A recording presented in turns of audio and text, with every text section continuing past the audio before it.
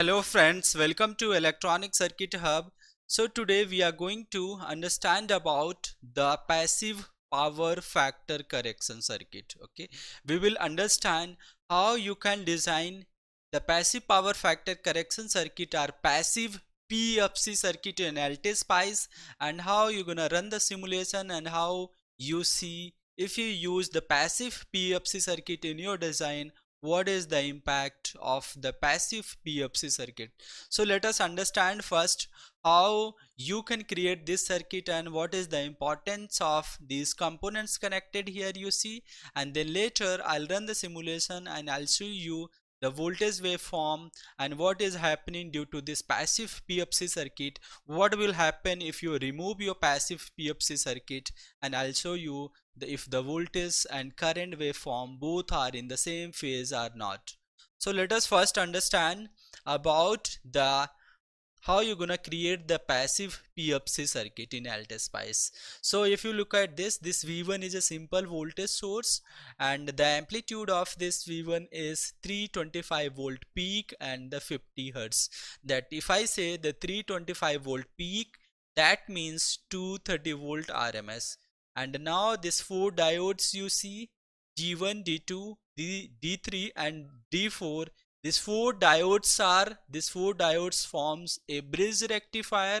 So you want to rectify your AC 50 hertz signal to DC. That is why this four diodes forms a rectifier, and it converts the AC sinusoidal signal to the pulsating DC signal.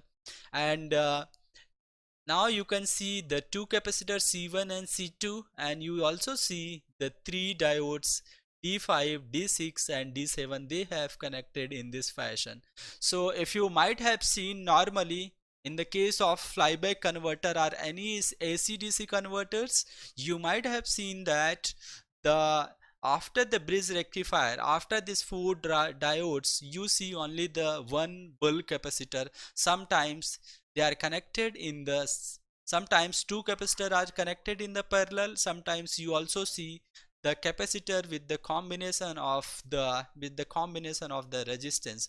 But in this case, what we are doing here is we are using three diodes D5, D7 and D6. D5, this D6 and D7, to generate the passive PFC circuit. And how this circuit works, let us understand first how this circuit works and what is the charging and discharging paths for these two capacitors C1 and C2. So if you look at here this point, after the bridge rectification, after the AC to DC conversion, then this capacitor C1 and C2 charged, and the charging path of this capacitor C1 and the C2 is C1, then D7 and then DC2. If you can see this dotted line, the dotted line shows that the charging path of your both capacitance C1 and C2. And since both capacitor are connected in the series, the voltage, you will see half of the voltage stored at C1 capacitor, and rest half of the voltage will store at the C2 capacitor. Let's say you have the peak voltage across this node. So voltage across, peak voltage means, let's say maximum voltage or V peak you will have at this node. So voltage across this C1 is V peak by 2, and the voltage across the C2 is again V peak by 2. So this is basically a charging path of these two capacitor. And now how this two capacitor discharged, this is also important to understand during the the during the off time of your diodes, or when your diodes are not conducting during that particular point of time. So if you look at the C2 forms a loop via D6 and R1, and it completes the path. What does it means? That C2 discharges via D6 and R1. And what about C1? How C1 get discharged? So C1 follow the path of C1, then it goes to the load, it discharges through load R1, and then it enables the diode D5, and it completes the path.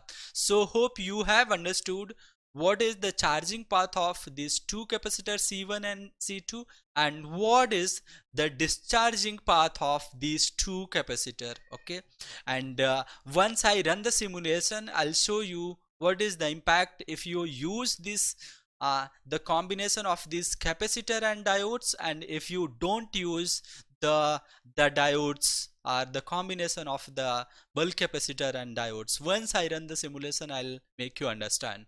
So now let me hope you have understood this circuit, how you gonna design this circuit, how at least you know the flow of the current flow of this passive circuit, passive PFC circuit, which uses 3 diodes. Now straight away let me run the simulation and let me show you the different waveforms. So in order to run the simulation, you have to go on the simulate, edit simulation command, and the stop time I took is 100 millisecond. Then I click it OK. So my transient time is the 100 millisecond. Then straight away I'll run the simulation. Maybe we can tile window vertically so that you can see the both waveform together. Okay, and now if you look at, let me add some plot pane here so that it's better you to understand. Okay, so let me show you the first input voltage. So if you look at here, this is your input voltage, and if you look at the amplitude is 325. Okay, more or less the amplitude here is 325 volt, and if you look at the voltage across these two capacitor, let me show you the voltage across the capacitor C1. So you can see the voltage across C1 is looks like that, and the voltage across the C2 looks like that.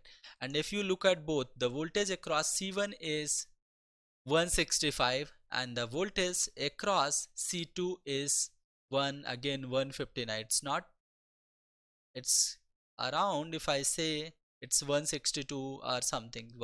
So what you see here, the voltage across C1 and C2 is more or less the summation of your maximum or peak voltage, and as I said, the voltage across C1 is the V peak divided by 2, and the voltage across C2 is V peak divided by 2. Okay, now what I do here is, let me first remove the PFC circuit, and let me show you what is the impact and what is the outcome of this circuit. So in order to remove the passive PFC circuit, what I'm gonna do is just I'll connect this wire directly to the capacitor, the capacitor C2, and I'll bypass the diode. Let me run the simulation, guys. If I bypass the diodes, let me run the simulation. Okay, so now I'll delete this. Something strange you see. Now I delete this. We have one plot pane, and let's see the voltage across C1 and C2. Now you see the voltage across C1 and C2 looks like this. That means it has some ripple voltage, wherein you see the peak amplitude is 325 volt, and at the lower side you see the peak amplitude is 275. That means you have the 50 volt peak to peak ripple voltage across your capacitor, and that is how your voltage, and if you want to check your current waveform, you can see your current waveform. That is how your voltage and your current waveform looks like. Okay, this is voltage waveform and this is the current waveform. So that is how your voltage and current waveforms looks like. Okay, now what we can do here is we can add the PFC circuit. Okay, so just let me do undo, so we'll recover our older circuit.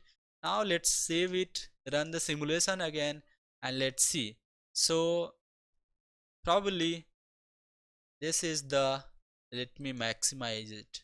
So let's first see the input voltage. Okay, the input voltage. Now you see this is your input voltage. Now let's see the voltage across the C1 and the voltage across the C2. Okay, so this is basically the voltage across C1 and C2, more or less both. If you look at the voltage across C1 here, this, and the voltage across C2, more or less you can see both are overlapping. If you don't see the green waveform, what does it means? That your voltage voltage across C1 and C2 more or less they are same. That is why they are overlapping. They are overlapping in the waveform. So now let me show you the output voltage and the output current. This is also important to understand. Okay, so let me first show you the output voltage. Okay, so this is your output voltage. Let me change the color for this. Let's use this color. Okay, so now what you see here is, so let's delete one of the capacitor voltage because both are the same. Now this is your input voltage, the sinusoidal voltage. The red one is your the voltage across the capacitor C1 and C2, and this blue one you see is the voltage output voltage. Okay, this is your V out. This is your V out output voltage. And what you see here with this waveform, what you see here is, if you look at the waveform, that means your output, you see your output which is following, your diode is conducting. Okay, let me explain you very carefully. Your diode is conducting your, let me add the marker, so it's better we can add the some marker here, first and second marker. So this is your zero level. Okay, and if you look at this point, okay, your this point is your halfway, that means Vm by 2. This point is nothing but this Vm by 2. And now if you add this is your zero level, and that is your Vm by 2. This is your Vm by 2. So what does it means that so your output follow, if you look at very first cycle here, your output follow your input up to where, up to the value of V peak by 2, that is the peak voltage divided by 2, this up to the red color. And so you see your most of the time, even for the 5 millisecond, your diode is completely conducting, and then again 5 millisecond your diode is conducting halfway of your 5 millisecond. Okay, that is what I say, again for 2.5 millisecond your diode is conducting. And if you look at this, your diode conducts unless and until your input voltage reaches your V peak by 2. Your peak input voltage reaches your V peak by 2, and during this time you see at some point of time, when your both voltage across this capacitor C1 or the voltage across this capacitor C2, what happens is it charges for the peak time. That means if you look at here, this is your peak.